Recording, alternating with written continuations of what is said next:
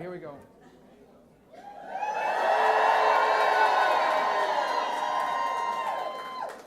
All right, do it again.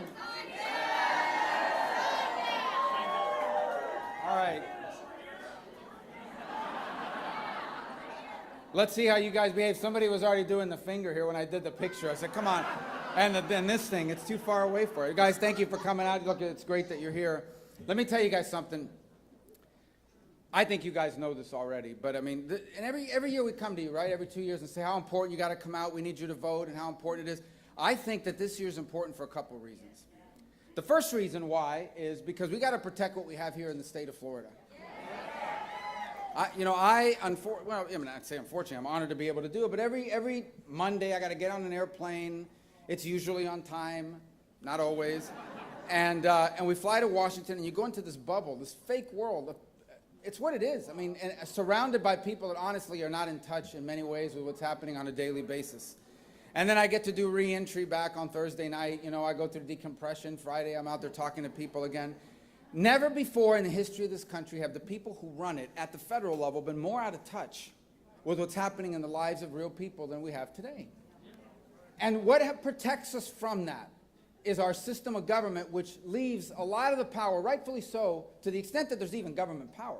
Because I think at every level government is perhaps too involved in some things, but to the extent that government has power, it's supposed to be at the state and local level. And it makes sense. Because for example, let's just say theoretically, some radical left-winger from San Francisco was in charge of the House of Representatives. Just theoretically. It's just a theoretical thing. I'm just saying if. You can't vote against this person. You can't vote against them. You can't vote for them. They're not going to meet with you. And they're making decisions that control your life. Well, yeah.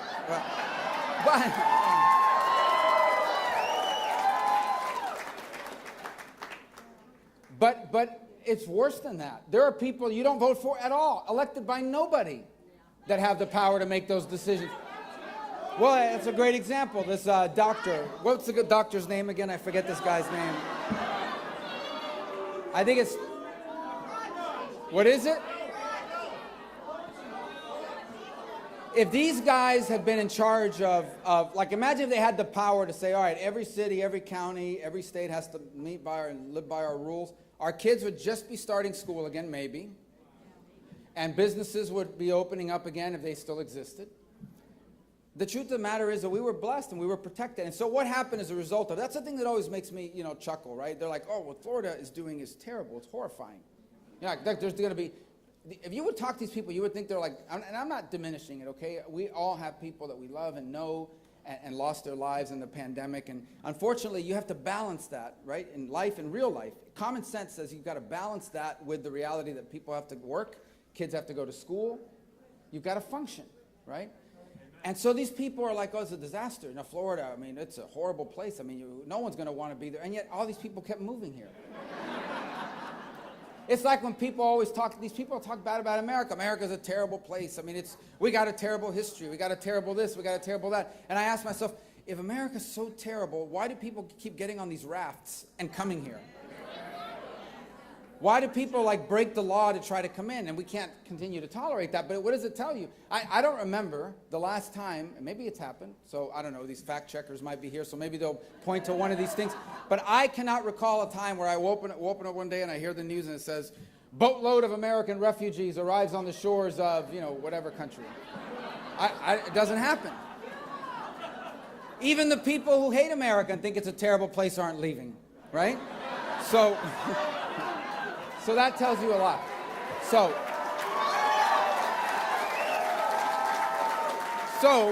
what that tells you is, in Florida, we got it right, and these places got it wrong. And we owe that to the governor and the state legislature, and we've got to win these elections because we don't ever want to be like any of these crazy places. We don't. The second reason why is I work in this place called the U.S. Senate. Right now it's tied 50-50, okay? And so it's tied 50-50, so on some vote, we have this thing called the filibuster, and what it means is they need 60 votes to pass things, and thank God. Because if it didn't exist, if that rule didn't exist, right now they would have wasted $4 trillion on Build Back Socialist. They would have packed the Supreme Court. They would have done all kinds of things. I mean, you cannot imagine, all right? But there are a lot of things that are 50-50, and so when it's tied, they bring in the vice president to break the tie.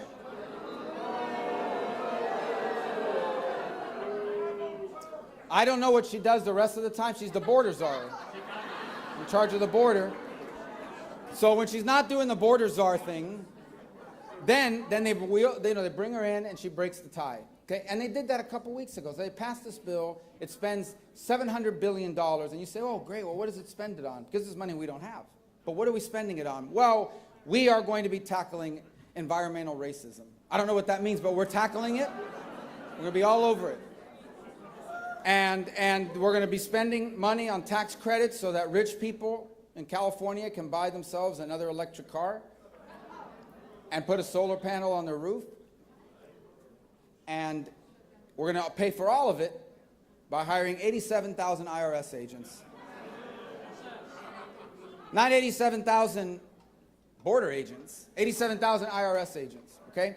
So these guys are like, oh, but don't worry, these guys are not going to go after anyone who makes less than X amount. I say, hold on a second. We don't have 87,000 billionaires. We don't. So who are they going to go after? They're going to spend their time going after you. They are. And if there was honesty in how this was being covered, people would be saying that. It's impossible. They told them, go out and find $100 billion a year and collect it. So who are they going to squeeze? They're going to squeeze the people that don't have an army of lawyers and accountants to fight against these people. They're going to squeeze us. That's what they're going to do. 87,000. The British Army has 81,000 soldiers. Just to think about it. So you can only imagine what that will mean. Okay, so we have that problem. Now today we wake up, oh, here's good news. Joe Biden is now taking $300 billion and he is forgiving student loans. So I had student loans. I paid them off the old-fashioned way. I wrote a book, now available on paperback, and I need you to... But I owed money for this. A lot of people. So imagine if you were the guy or the gal, maybe it's you, so I don't mean to make you feel bad, but imagine if you just sent your last loan payment like a month ago, and you're like, why did I send my last payment? Did you just send your last payment? Think about it. So today they asked Joe Biden, what is it? Is it fair for people that have paid their loans or people that didn't take out a loan or people that went to the military for the GI Bill? Is it fair? And he got really upset. He got really upset. But here's the interesting thing. The far left is upset too because they wanted it forgiven 100%, like just pay it all off. Meanwhile, 85% of the American people that do not have a student loan are going to pay for it. So tomorrow morning, you're going to go and fill up your tank with gas and cost you more, $1 more a gallon than it did when he took over as president. And then you're going to go work 8 or 9 hours. And then you're going to come home tired. And you're going to realize, I just worked today to pay off loans so someone could go get indoctrinated at some expensive school and still not find a job. Right? And still not find. So these are the things. Now, why do I say all this to you? Because these guys desperately want the Senate. If they can get 51 votes, you know what it is to wake up every morning and pray that Kirsten Sinema or Joe Manchin is still for the filibuster? And look, Joe Manchin just flipped. Just flipped. So we don't know if he's going to flip on this thing eventually. And so guys, but it doesn't matter because if they get to 51 votes, they can do whatever they want. And they'll fundamentally transform this country. Now here's why I say this to you. Because the problems, what they will do to this country is they will rip out of it everything that makes it special and unique. That's what they're going to do if they get 51 votes. And they'll have all the air coverage you need because they have multiple major networks that'll say everything they're doing is fantastic, it's good for the country. That's what they'll say. That's their reporting. People always say that, oh, let me tell you something about the news, right? So I ran for president. I didn't win. Donald Trump won, did a great job as president. I wasn't that excited about it at the time, okay? But after, now it's fine. All right, so for 2 years, when I was described, Marco Rubio, failed presidential candidate. All right, fine, whatever. All right, I didn't win, okay? And if I had, I would have to deal with that North Korean guy, so it worked out for everybody. Now, and then they would raid my house, which would suck, so I don't want to do it. All right, So I'm a failed presidential candidate. And then I read about Kamala Harris, Cory Booker. These people, they didn't even make it out of December. At least I made it to March, right? They're described as former presidential candidates. So I'm failed. So if you drop out in December, you're a former candidate. But if you're a Republican, you're a failed candidate. Look, I don't care about any of that stuff because ultimately it matters less than it ever has. What I mean is this coverage stuff. But they get all this stuff and this publicity. So they want the 51 votes. So Schumer says, all right, I need 51 votes. Where do I go find it? You know, let's do it in Florida. Let's find somebody from Florida. So they found someone that I guarantee you most of you have never heard of before. Okay, a congresswoman named Val Demings. All right. Now, she calls herself Chief Demings, and there's a reason. She's been in Congress for 6 years. Well, first of all, she ran for mayor of Orlando like 10 years ago and then dropped out of that race. Then she wanted to be the LG pick for Charlie Crist 2.0 or 3.0, whatever version they were on when he ran for governor. That didn't happen. She runs for Congress, she loses. She comes for Congress, she wins. Then she decides, I would love to be Joe Biden's vice president. She starts campaigning for vice president, right? She starts saying things like, because remember, okay, she wants to be the vice presidential nominee of today's Democratic Party. Today's Democratic Party is not the Democratic Party of 20 years ago, all right? Because I've known liberals, I've known Democrats my whole life. This is far more. This is a party that's been taken over by laptop liberals and Marxist misfits. Now that's what's taken over this, okay? So she says, I want to be the nominee of that party. What do I need to do? Well, you know, the problem with you being the nominee is you used to be a police officer. Oh, well, you know, so all of a sudden, defunding the police was a thoughtful idea. All of a sudden, it's a beautiful sight to see people burning up cities and things of that nature. All of a sudden, all that flips over. That's why I'm proud that every major law enforcement organization in the state has endorsed my campaign and is going after her. All right. But that's not they went and got her. See, because what Schumer cares about is I need someone that's loyal. I need someone that's going to be with me 100% of the time. I don't care what they personally believe. It literally doesn't matter what they personally believe anymore because when they crack the whip, these people, they all fall in line. Like little soldiers, they all fall. Now Republicans, you know, we lose votes. Republicans will flip on you. We know they'll argue with you. They got like their own minds, you know, and sometimes you agree with them, sometimes we don't. Sometimes it's, you know, whatever. But these guys, they all fall in line. So it's like, who can we find? We got the perfect person. We've got a congresswoman from Florida who votes with Nancy Pelosi 100% of the time. And that's what she's done. Not even Pelosi votes with Pelosi 100% of the time. This is amazing. 100% of the time she votes with Nancy Pelosi. And that's what she'll do. These people have made a career out of, they come back to the state or their district or whatever, and they argue, oh, I'm a moderate, you know, I'm a middle of the road, I'm reasonable, but they go over there and they vote no different than Bernie Sanders. No different than the squad. They vote just like them. She's been in Congress, you never heard of her, she's never passed a single bill. I don't know how you do that. Not one. Not one single thing.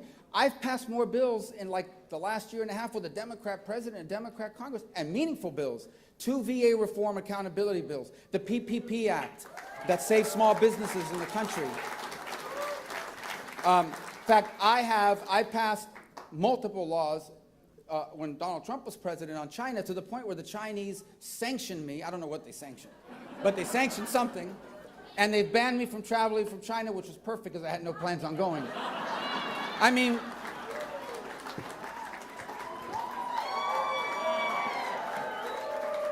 that's actually not true. For our anniversary, I thought it would be very romantic to take my wife to Wuhan, but then I read bad reviews on TripAdvisor, so I said, I'm not doing it. We're not going. We're not going. We're not going to go. We're going to wait. We're going to wait. So anyway, so meaningful stuff. She's done nothing. Nothing at all. They couldn't even give her like a fake bill, something. I don't know. Put her name on something. Nothing. So she's done nothing except vote for Pelosi 100% of the time. But that's who they're running. That's who they want. Now, you know, the Democrats, here's the other thing. I was telling to the group in Jacksonville, and I think I got the movies wrong, because I always confuse Halloween and Friday the 13th, okay? So now I got it right. Friday the 13th was Jason, all right? And in Halloween was Michael Myers, but they have one thing in common. They die at the end of every movie, and then part 4, they're alive again. Well, we have a political version of that in Florida named Charlie Crist.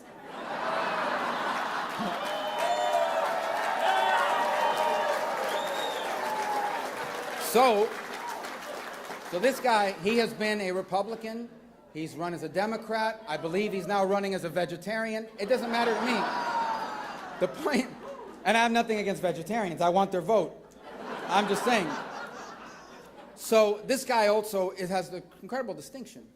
When he was a Republican, he was the governor, and he switched to independent. He lost to me in 2010.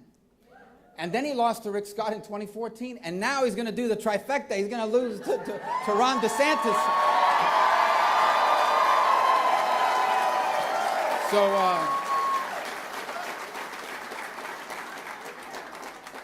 and I imagine there are a few of you here today that at some point you too will beat Charlie Crist in an election at some point. But, so this guy's at an interview today. His first interview, he's the nominee last night. He comes out, I don't know where he was, but he comes out and they put a camera in his face. He's acting tough guy. He says, if you support Ron DeSantis, I don't want your support. I'm like, I don't know, man. The dude is polling at like 55 or 60%. You sure? Like, it's hard to win an election if 60% of the people are not going to vote for you, right? That's just my math. You know, that's University of Florida math. I don't know that. So, well, you know, and the governor will talk more about that in a moment. But here's what I took away from it, and it's actually sad. The problem is he is a product of a Democratic Party that actually looks down on the people that are not with him. And that's not an easy thing to say, but they really do. And this is when you look down on people, when you look down on working people, when you think the only people that have answers are the people that think they've figured out the world because they have a bunch of degrees on the wall, and, you know, this is the attitude that comes through. And that really is their attitude. I know that the climate thing's not going to help you, but it's good for you. It's good for you. You're going to thank us one day. No, we're not. No, we're not. It's never going to help anybody here, now or for the foreseeable future, to pour all this money. And what we need you to do is produce more oil and natural gas so life is affordable.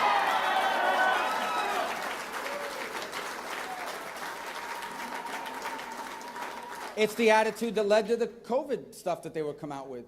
No, what we need to do is we need to shut everything down. And it's like, yeah, but my kids have to go to school, and I have to work, and we have to feed our family. But they don't care because they're laptop liberals. They work from home. They're still working from home. It's unbelievable. They're still working from home. You can't work from home if you work for CVS or Walgreens. You can't work from home if you're a firefighter or a police officer. You can't work from home if you're a construction worker or a road builder. Those people have to work, and they have to feed their families. They have no regard and no respect for working Americans. And so here's my message. My message is different than Charlie Crist. If you're a Democrat who's voted for Democrats your whole life, but you look at this party and you say, this party is crazy. I mean, they're not even left. They're off the grid. They're off the spectrum. Like, I don't know what this is. I know what it is, but they don't know what it is. And we do want your vote. We want if you want common sense leaders in Washington, in Tallahassee, in our school boards, in City Hall, we want your vote.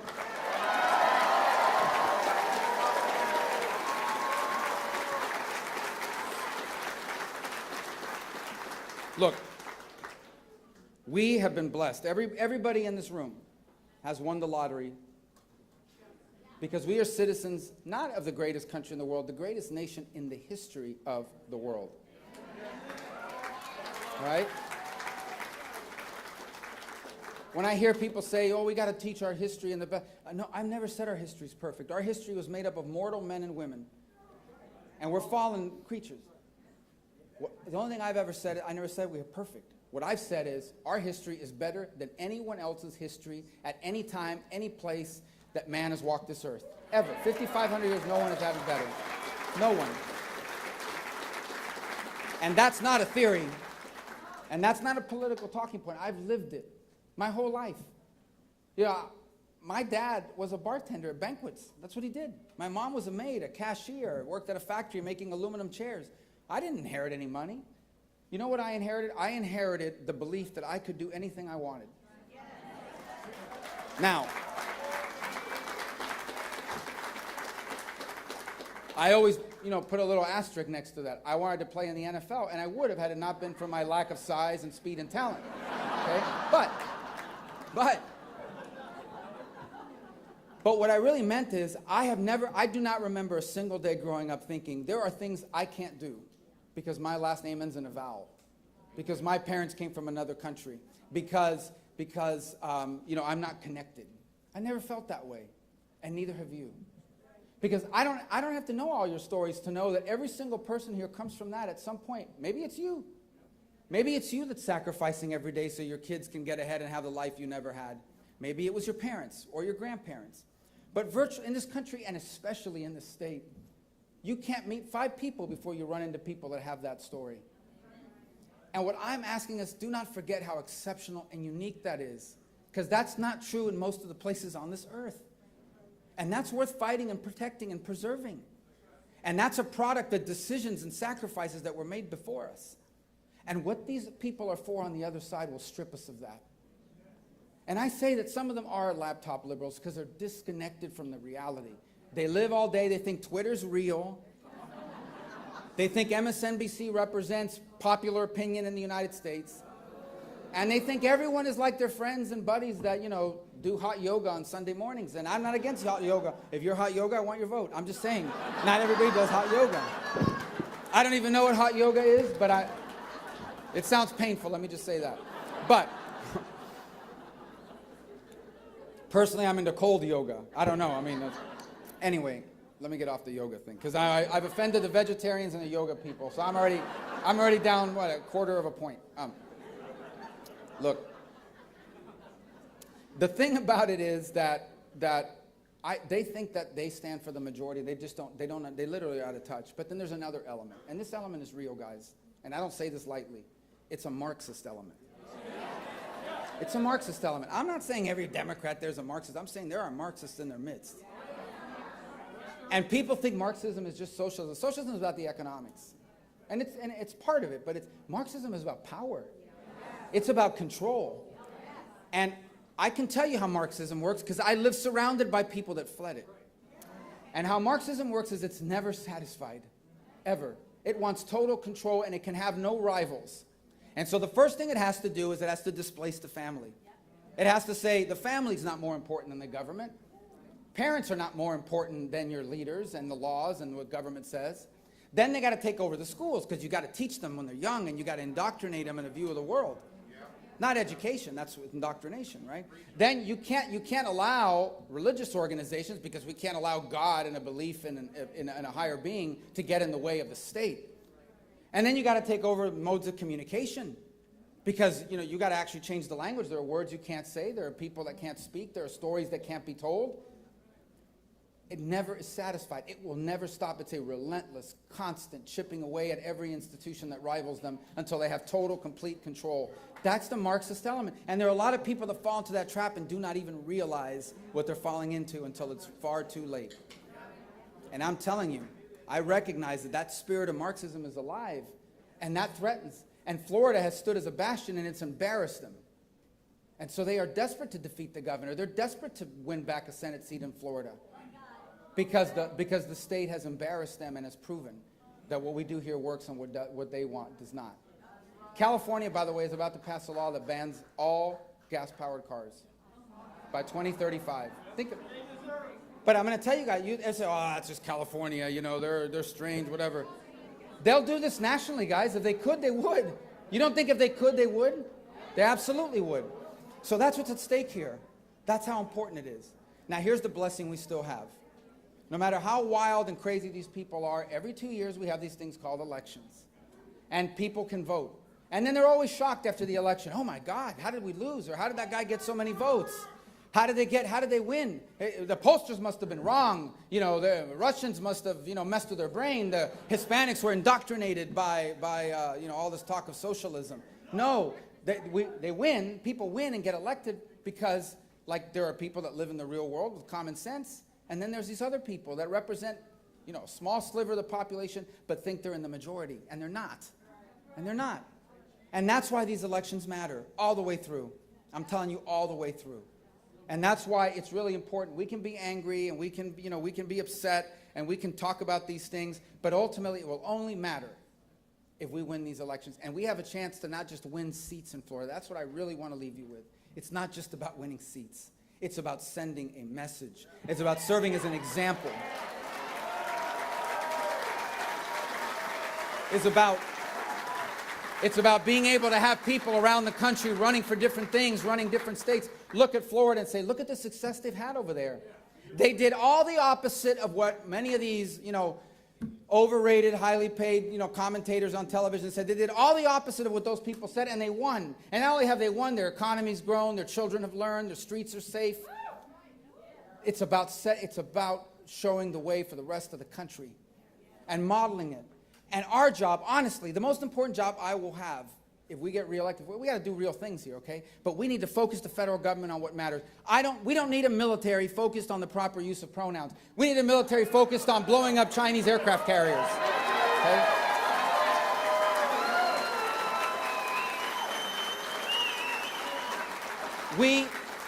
We don't need immigration officials waving people in and saying, okay, we'll see you in 5 years for your asylum hearing.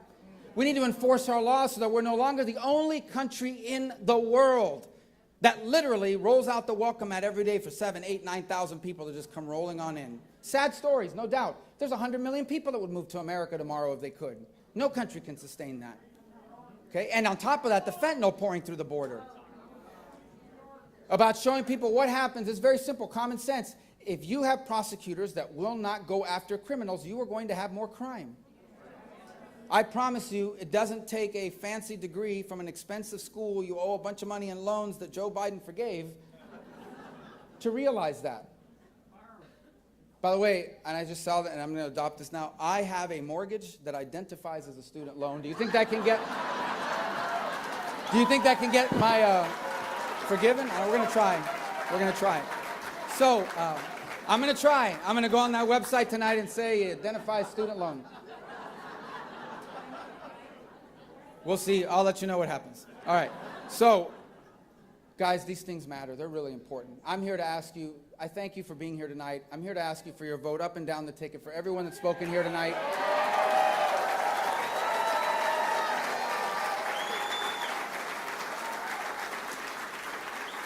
We don't just want to win, we want to win big because we want to send the message and we want to set the example, and it'll begin the first step in saving this country so we can leave for our children what we inherited. We can leave for our children what they deserve to inherit. The greatest nation in the history of mankind. So let's go out and win. Thank you and God bless. Thank you. Thank you.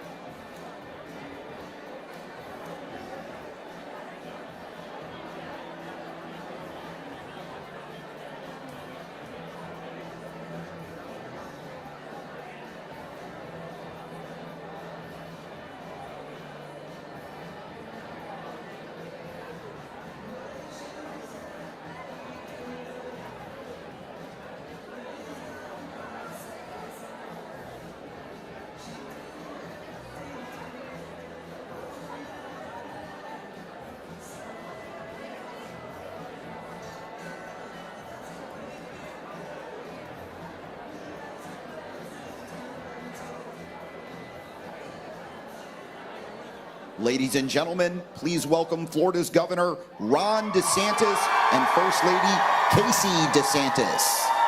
Down in sweet Florida, our governor is red, white, and blue. Oh, down in sweet Florida, he's shooting us straight, telling us the truth. Yeah, that's right. Hello, Tampa.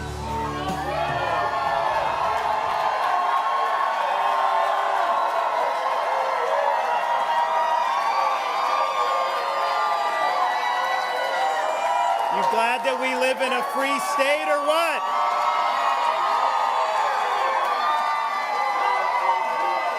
Are you going to work hard this November so we can keep it that way? Thank you. We love you too. And it's also great to be here because we've had the primary yesterday. We got a number of candidates. So I just want to recognize we have the two new nominees in these congressional. We have Anna Paulina Luna from CD13. And we have Laurel Lee from CD15.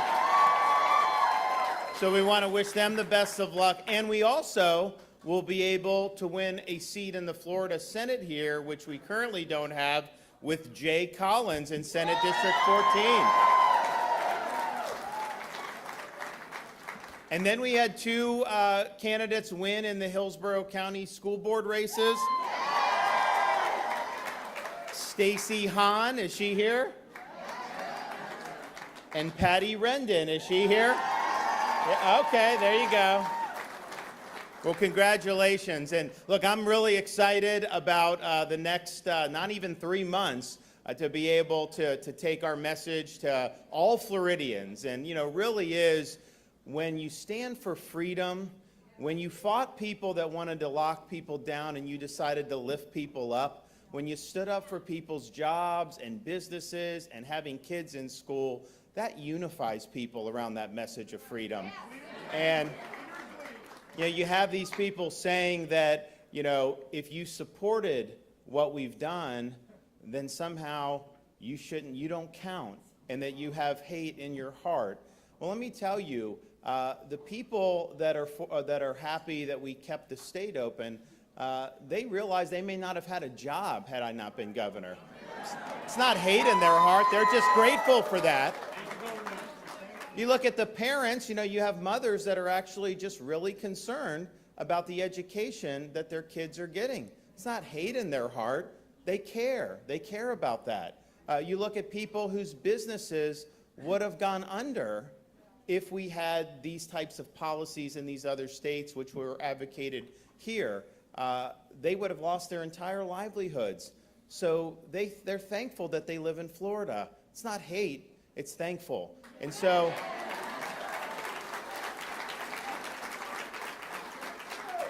we're proud that those policies lifted people up from every race, color, and creed, every type of religion, all corners of this state. We are better off because of the leadership that we've done here over the last 3.5 years.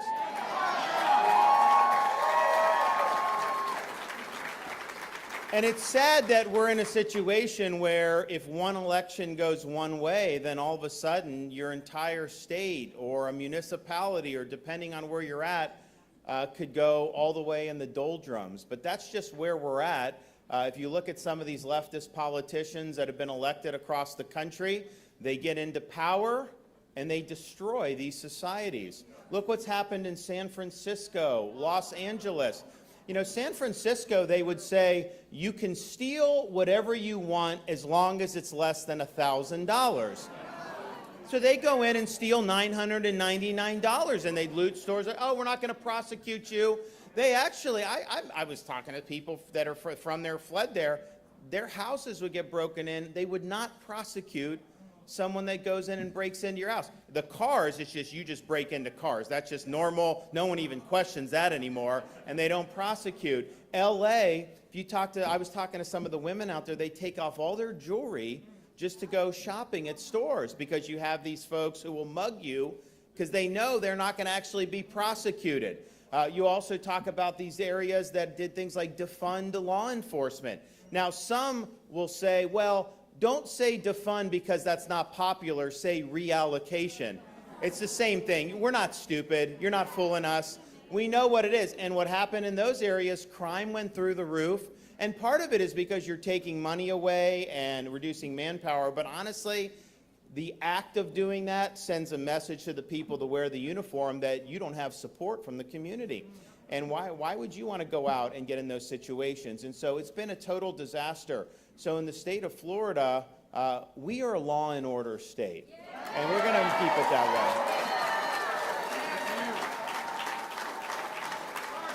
way. You never saw us talking about reallocating money away from law enforcement. In fact, we did $1,000 bonuses to every single sworn law enforcement 2 years in a row. We're not going to allow rioting and looting to go like they do in some of these other places. And we signed legislation after we saw those riots 2 years ago in Minneapolis and these other places that says, number one, local governments cannot defund the police in the state of Florida. If you try, we're putting the money back in. Number two, if you riot, if you loot, if you're engaged in mob violence, it's not going to be like Portland where you go, they take your mugshot, they slap you on the wrist, it puts you right back on the street to do it again. No, in Florida, if you do that, you're not getting a slap on the wrist, you're getting the inside of a jail cell.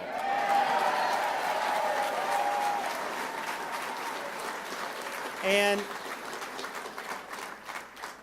you have these prosecutors who get elected and then they decide they're going to be what the law is. They will not enforce certain things. They will have policies, non-enforcement. They will declare that they're not enforcing. That's what's happening in Los Angeles, San Francisco, Chicago, Baltimore, all these places. And so I think that's a huge threat to a free society. I think it's a threat to the rule of law, and it's a massive threat to public safety. And so we made it very clear that's not happening in Florida. We looked.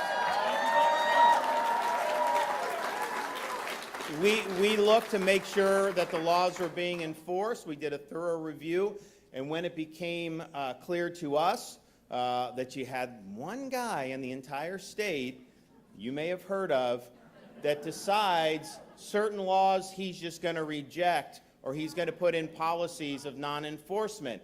And that is not your role to be a law unto yourself. We're not going to let that happen in Florida, and so we removed him from office.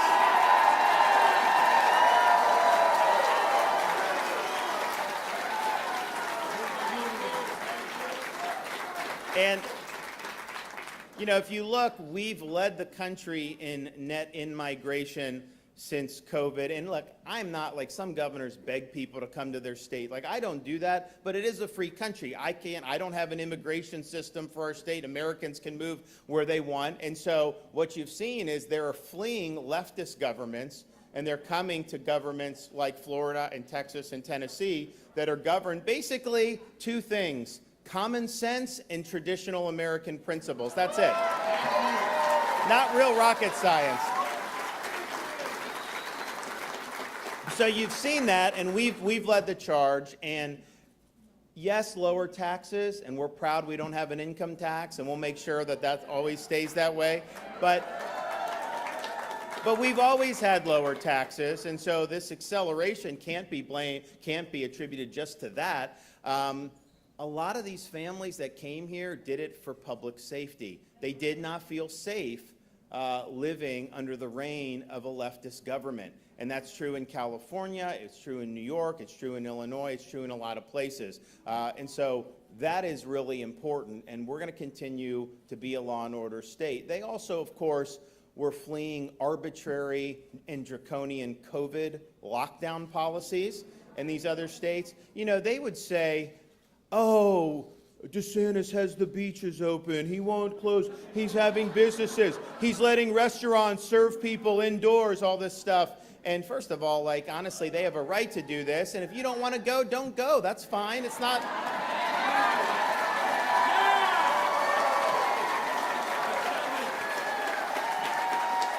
But what they would say, so I think part of it, obviously, if you're imposing draconian policies, I mean, that infringes freedom. That's bad in and of itself. But it was also just people knew that this was all such a farce after a few months. They told you, do not leave your house. They're mad. You know, we had people golfing at the villages the whole time. They were so upset about that. They say, don't leave your house. That's what they were saying. They get mad if you did anything. And they were criticized in Florida because, remember, you know, like, we were the first one to have professional sports and all this other stuff going, UFC, all this other stuff. So they're always criticizing. So they're saying you cannot leave your house. Well, then you had George Floyd protests that ended up descending into riots. And these public health, quote, experts, 2,000 of them wrote a letter during that time saying, doing these protests are fine. You can leave your house for the protests. We're not saying these big groups are bad for COVID because we think that, you know, protesting racial injustice is a public health issue. But we do not support gatherings for other reasons that we disagree with politically. That's when you know these people were total frauds. total partisan hacks. And they did a lot of damage to a lot of people. And so it was just people saw that and like, okay, wait a minute. Doing a massive riot is fine for COVID, but if we wanted to go out and protest against mask mandates or something, then somehow that's not good. That obviously isn't based in science, that's based in political science. So we also said, but people would say, there'd be these things. So the restaurants, they'd say, oh, Fauci, don't eat indoors, it's reckless, Florida has restaurants. And first of all, our restaurants have never done better because they've been free and they've been open. But, so they said, you have to eat outdoor. And so they would do outdoor eating in like Chicago, all these places. Well, look, in August, that's fine, but it starts to get cold after a little bit.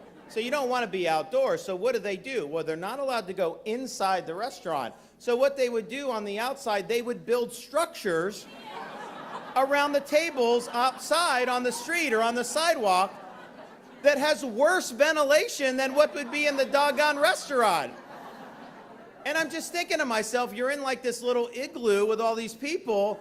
I mean, does that just, and I think people saw that, and I think they realized what a farce some of this nonsense was. And so, yes, they didn't want to be restricted, but they also just did not want to be governed by people who had no common sense and really didn't know what the hell they were doing. And so you had a lot of people come, and yes, to move, but even just to visit. In fact, there would be people who would be business people, had to do deals in like Chicago, let's say.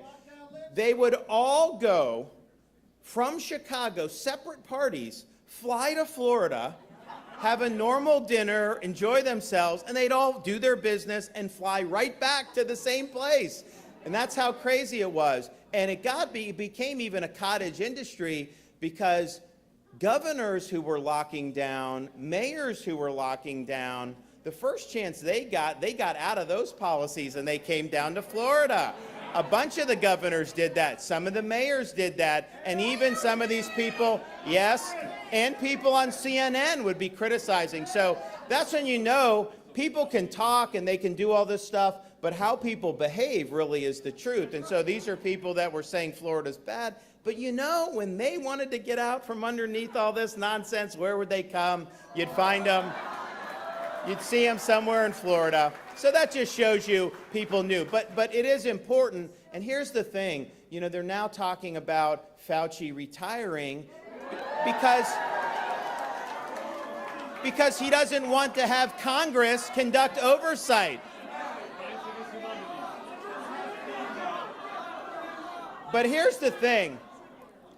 What was done, the lies that were told to the American people, they refused to admit the lockdowns failed. They refused to admit forced masking failed. They refused to admit that the school closures, some kids were locked out of school for over a year. They refused to admit that that was harmful. In fact, Fauci said, no kid's going to have lasting damage from being locked out of school that long. Give me a break. They lied about natural immunity. It was obvious that if you recover from COVID, you have protection. And they denied that. For the longest time, they would do fake studies that would say that an mRNA shot is better than natural immunity, and they were bogus studies you could do. Every credible study that's been done shows natural immunity is the strongest. That's just the reality. Then they said,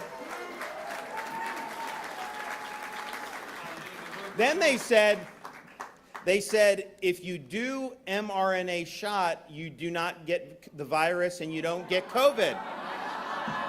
That's false. And then obviously there's a lot of destructive policies that flowed from that. They wanted to fire you from your job if you did not do the shot and get the boosters. And, you know, we did something about that in Florida. We called a special session. We made sure people did not have to choose between a job that they needed and a shot they didn't want. And so they were trying to marginalize people based off what should just be a personal choice. And first of all, I wouldn't want to mandate it under any circumstance. But if it doesn't prevent you from getting it in the first place, There's no even intellectual argument. It's just wrong. Why did they do it, though? They saw the data. They didn't want to admit it, but they saw it because they wanted to punish people they don't like. That's why they did it. And, you know, that's the same reason they're doing the Inflation Reduction Act.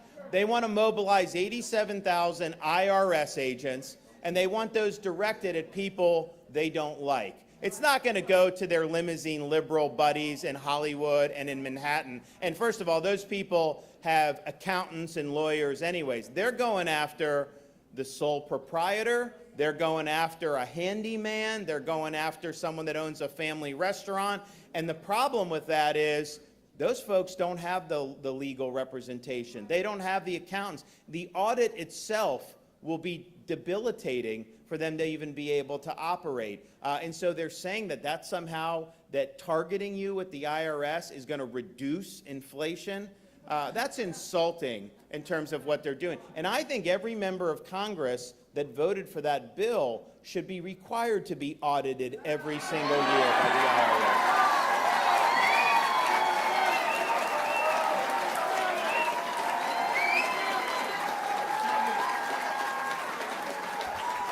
And the fact that you have this being passed by people like Pelosi just shows you, we need term limits for members of Congress.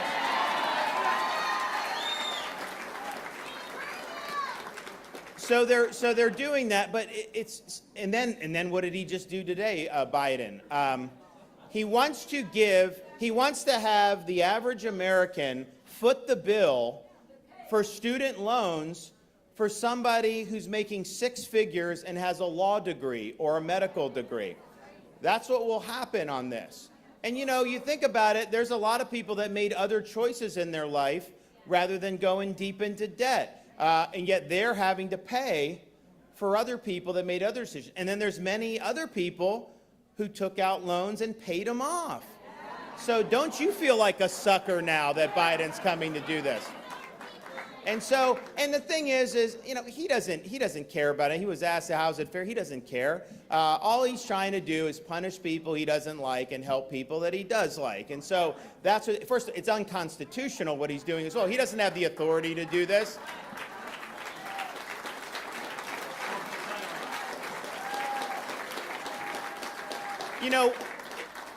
I mean, look. You take out the loan, it is what it is. But if you are going to do any type of forgiveness, the colleges should be on the hook for this. They're the ones that have benefited from all this money.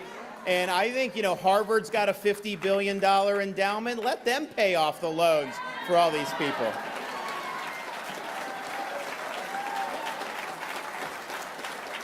But it shows you the contempt that they have for hardworking people in this country and in our state. They don't give a damn about you. They're pursuing their own ideological agenda. And so, obviously, we need to keep the state going in the right direction, but we need to elect these people to Congress so we can fire Nancy Pelosi and hold them accountable for what they've done. And if they get in, they need to use their authority to get all these answers on COVID. I want all these people under oath. I want to know about the Wuhan lab. I want to know about all the stuff that happened. And, you wonder why, Americans don't trust any of these people. Of course they're not going to trust any of these people because they don't deserve it. So I think we need to hold people accountable, and we need the Republicans to do it. During COVID, you had Rand Paul would always hold Fauci, but a lot of these other guys weren't doing it. So if you have the majority, you've got to come through, and that's got to be one of the top orders of business. Another order of business needs to be the fact that Joe Biden came into office and opened our southern border. We've had millions of people pour through illegally. You've had huge increase in sex trafficking, human trafficking, and drug trafficking is so bad that now fentanyl is the leading cause of death for people 18 to 45 in our country. And that would not happen if we had control over the border. And he's doing this intentionally.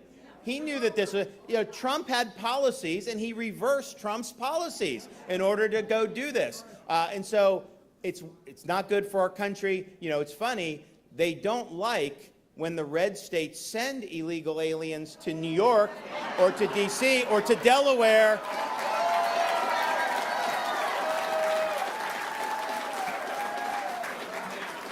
So they need to do that, and they got to understand with the border, yes, it's a policy disaster, but it's also a constitutional failure. Biden took an oath to take care that the laws of this country are faithfully executed, and he is breaking that oath of office every single day. So we have Republican majorities. They should hold him accountable for doing what he's doing.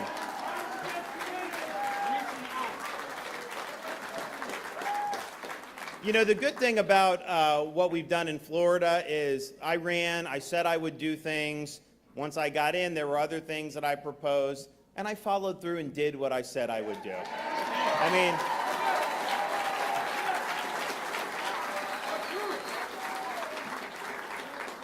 and if you look, our economy is outpacing the nation on virtually every metric. We have the second lowest per capita tax burden in the country, no state income tax. And even though we have no income tax, and we've cut taxes every year since I've been governor, we have the largest budget surplus in the history of the state by far.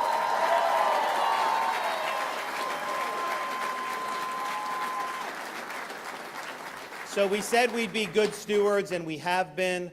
We said we would do things like ban sanctuary cities, and we did. We said we would appoint conservative justices to the Florida Supreme Court, and we now will have 6-1 conservative majority with 4 of my appointees.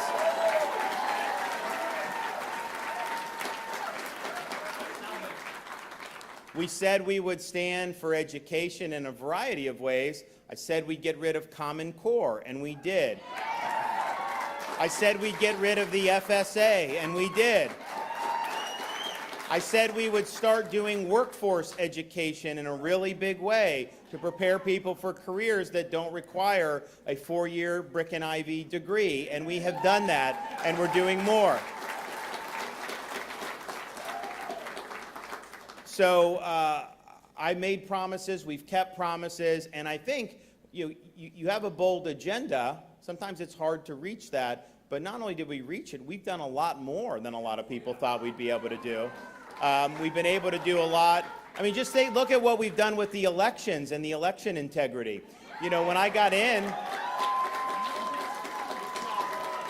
we came in, first week in office, accept the resignation from Broward Supervisor of Elections Snipes.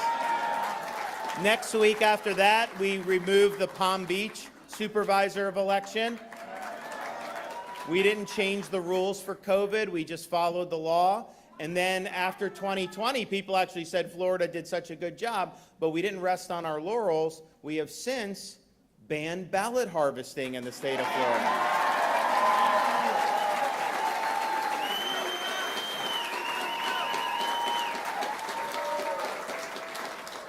We've also banned Zuckerbucks in the state of Florida.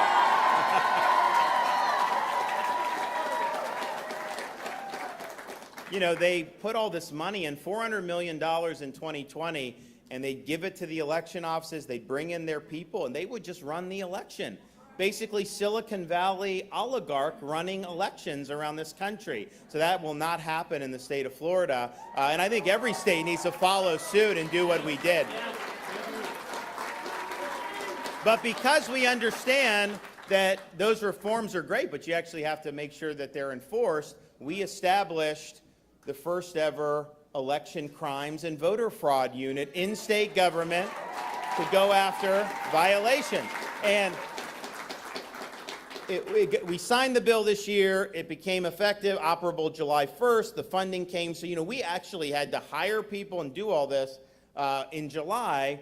And then this month already, we've already brought 20 prosecutions for voter fraud. Media's like, you only have 20 out of 11 million votes. This is the first month we've been doing this. Of course there's going to be more. But basically, you know, you're going to have, these are people who were, you know, sex offenders and convicted and don't have the right to vote. We're going to be doing people that double voted in different jurisdictions, which happens. And it honestly, it happens on different parties too. It's not just one party. And then we're also going to go illegal aliens that voted. We're going to hold them accountable too.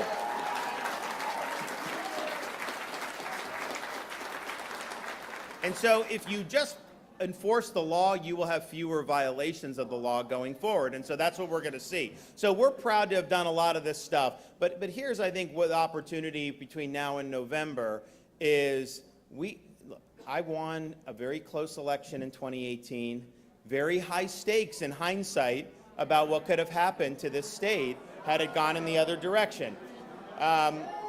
We dodged a big bullet there, big bullet.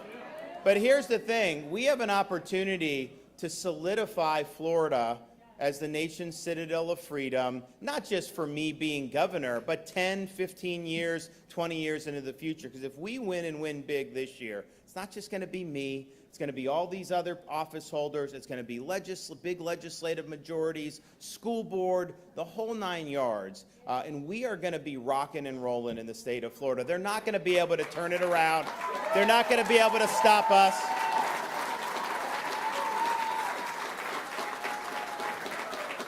And this is just common sense stuff that we're doing.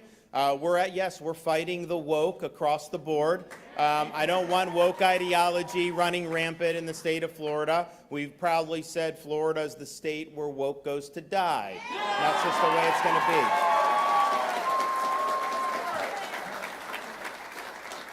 So we have an opportunity to solidify this, and it's important because if we had not stood up over the last 3 years, if Florida had not been out there on front of all these issues, a lot of these other states would not have done what they did to follow us. And I think the lockdowners would have won. You would have had a much different society. I think the freedoms that we enjoy would have been permanently curtailed. And so we played a very important role for the people of the state, but that really extended beyond just the state of Florida. And don't take it for granted. If we were here 5 years ago and I told you there's going to be states in our country that forcibly close churches but that have strip clubs and liquor stores open, you would have said, no way, you can't do that. Yet that happened in places like California, Nevada, all these other places. Reagan said freedom's one generation away from extinction. It's not passed along in the bloodstream. And I think that we've seen very strong proof of that just in the last 3 or 4 years throughout our country. And so you got to fight for it. It's something that is not just going to come naturally, and it's not going to come easily because we've got so many different forces now that would like to see Florida fail and really would like to see traditional American principles fail. And so these are tough, tough fights. But I'm motivated to be in it because, you know, my wife and I, we've got a 5, a 4, and a 2-year-old at home.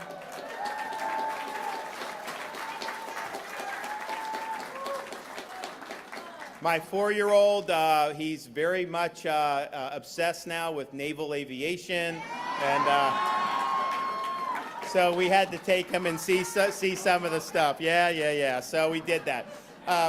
And that's part of the reason, because we have the kids, we're very sensitive to what parents are going through. You know, parents want to be able to send their kid to school, have them watch a cartoon, just have them be kids without worrying about some agenda being shoved down their throat all the time. That's why we've done things. That's why we've done things like eliminate CRT in our K-12 schools. That's why we did the Parents' Rights in Education bill, because it's inappropriate for some kid in elementary school to have some type of woke gender ideology jammed into their curriculum. You have places in this country where they will say that it's appropriate for an instructor to say, you know, 7-year-old boy, you may have been born a boy, but maybe you're really a girl. That's wrong. And so we said that's not going to happen here in the state of Florida. And, you know, the media fought us on it, the left did. We had big companies fight us on it. But, you know, I'm here to stand strong for you, not to worry about woke companies.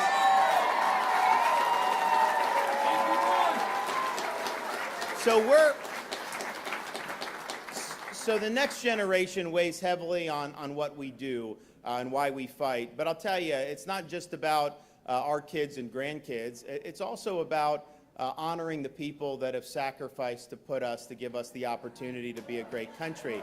And I'm reminded of that charge that we have to keep when you fly up to Washington, D.C., and sometimes the flight, if you're going into Reagan Airport, sometimes the flight will go right parallel to the National Mall. So if you look out the left side of the plane, you see sweeping views of the Lincoln Memorial, other monuments for Jefferson and Washington, MLK, all this stuff. And then you see this majestic view of the Capitol building, and you're flying pretty close to this. And so people are looking out the left side of the plane. The tourists are like, oh, wow, this is so great. But even as someone like me who was going back and forth, I looked at it, I did that, and it was pretty neat. But what I realized after making that trip a number of times is the best monuments were not out the left side of the plane. Because if you looked out the right side of the plane, you looked across the Potomac River into Northern Virginia. And they had monuments. They were not as grand or majestic as the monuments on the National Mall. They were in many ways, nondescript. They were much smaller. They were very orderly, and they proceeded across nice rolling terrain. Those were the tombstones at Arlington National Cemetery. And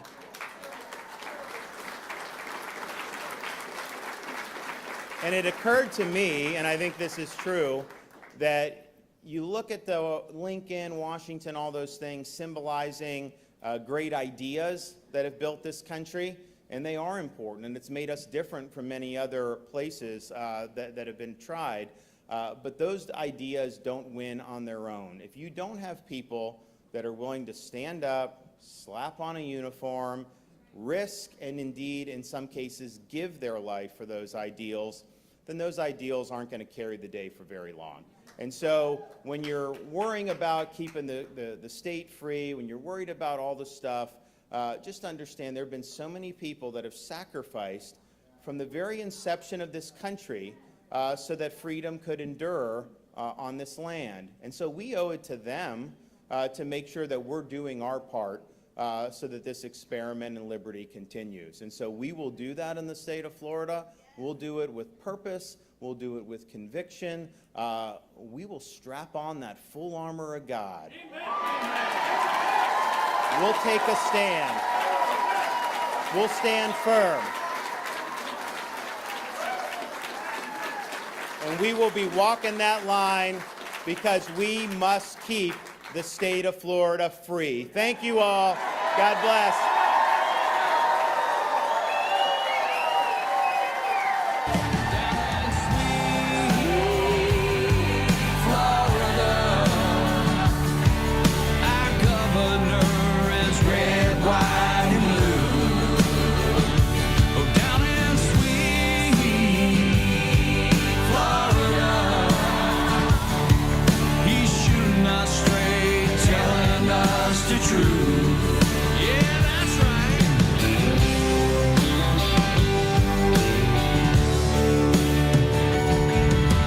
Take it to the bank. He don't care what Brandon thinks. At the